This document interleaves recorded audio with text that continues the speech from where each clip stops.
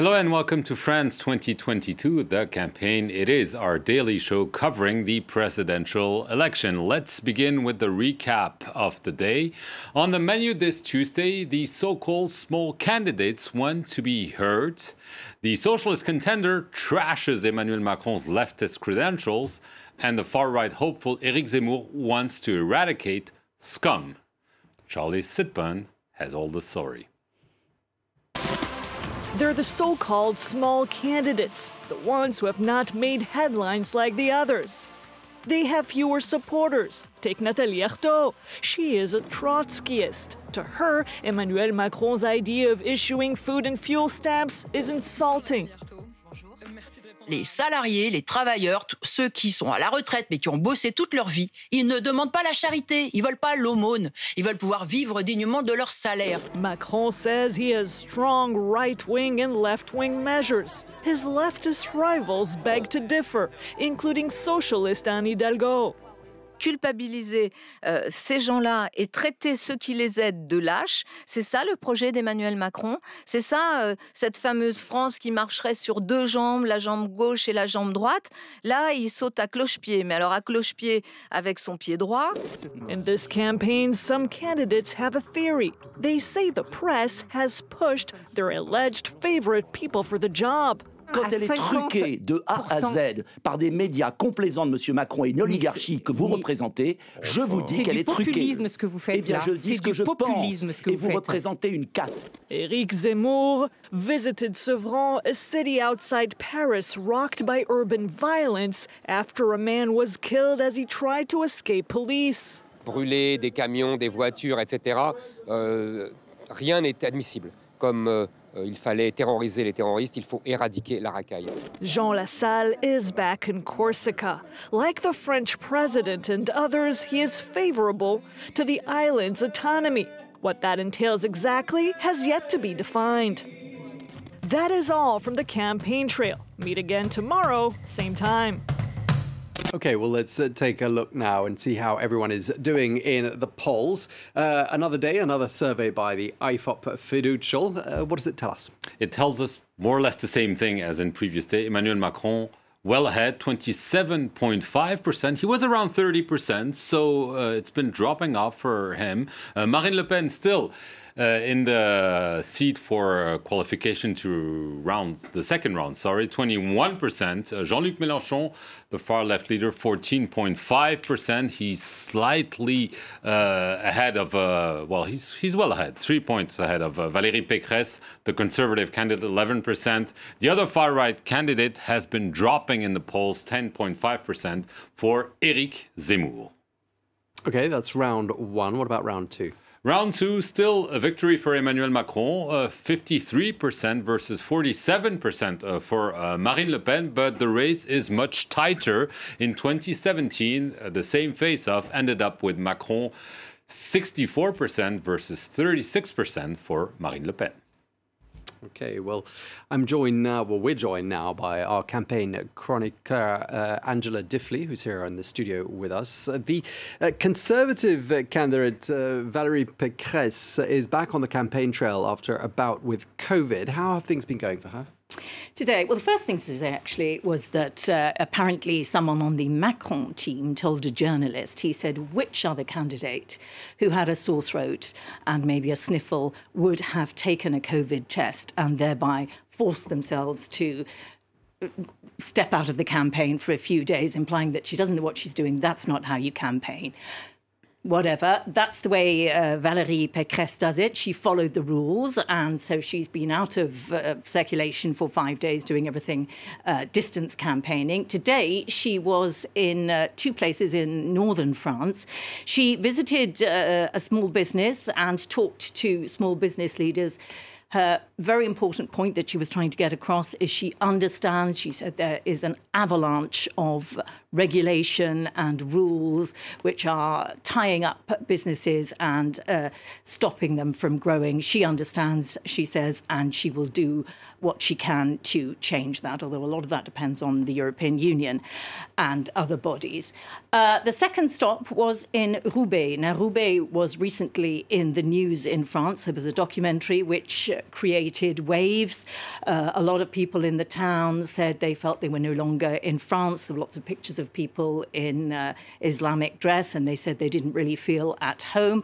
So Valérie Pécresse, in going there, was speaking to those voters who might want to vote for Zemmour, who feel that French culture, French traditions, French liberties are under threat. She was trying to talk to them. So that was today. Right, but more generally, I mean, Valérie Pécresse, since she was designated as the Conservative candidate, has been struggling despite the fact that all the polls show that most of the votes are on the right. Yeah, she's had two problems, really. One is her positioning, and the other is a succession of bumps and bad luck that she's had. Early in the campaign, she did a big rally back in February, which was intended to be the big relaunch of her campaign after Christmas. She had a disastrous speech. Scriptwriters just reheated slogans from other people. She looked extremely uncomfortable, extremely unhappy delivering it. And so that really dented her campaign. Then she said she was much better at debating. There was a debate recently which she did with Zemmour, where the two of them spent so much time attacking each other and sniping at each other that the moderators of the debate actually said, "You're like children in a playground. Please remember the viewer." So they were properly told off. She also then got COVID, has been campaigning by Zoom. At one stage, she actually even said, "I hope to be going to the cinema a lot more." She was talking about her passion for cinema. "I hope to be going to the cinema a lot more in a few weeks," suggesting that she herself has completely lost faith in her chances.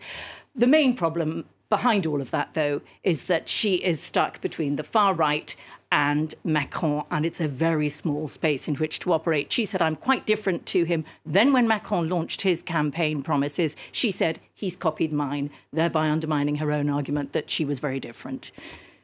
Doesn't look good, but anything can happen. Indeed. Well, thank you very much indeed for that, Angela Diffley, our campaign commentator. Thank you.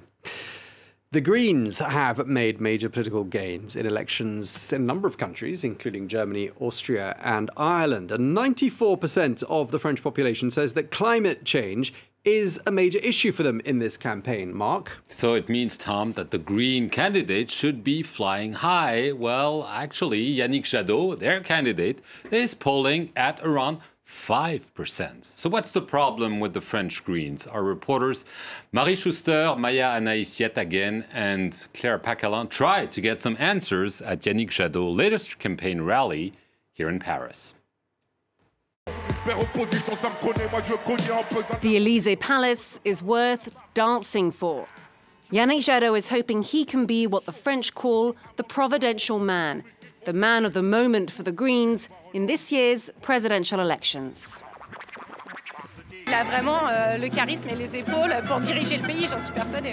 Et il a ce talent-là de rassembler toutes les tendances. The 54-year-old former Greenpeace worker is the latest in a long list of Greens candidates. René, tes enfants sont là. None of whom have ever got close to making it through the first round. René Dumont was the first to run in the presidential elections in 1974. Despite his legendary warning about water scarcity, he only captured 1% of the vote.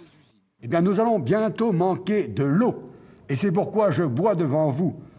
In 2002, for the first and last time, the Greens scored above 5%. The candidate, Noël Mamère, says his party is at a disadvantage compared to fellow Greens in neighbouring Germany.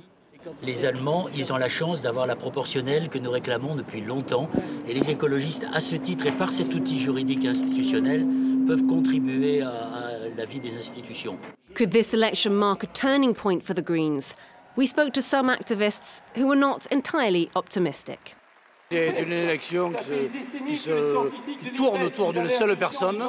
Ce n'est pas la nature profonde des écologistes, on est plus dans le collectif. Il y a une culture écologiste, effectivement, on a du mal à la faire passer. Voilà. Mais c'est vrai qu'en face, ils nous ont toujours traités de punitifs, alors que l'écologie, finalement, c'est protecteur. 5 years ago, Yannick Jadot stepped aside to ally himself with the Socialist Party's candidate. that in this presidential election, he's riding solo, buoyed by greater public awareness of the climate emergency and recent electoral success.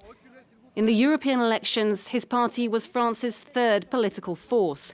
In local elections, the Greens won Grenoble, Lyon and Strasbourg.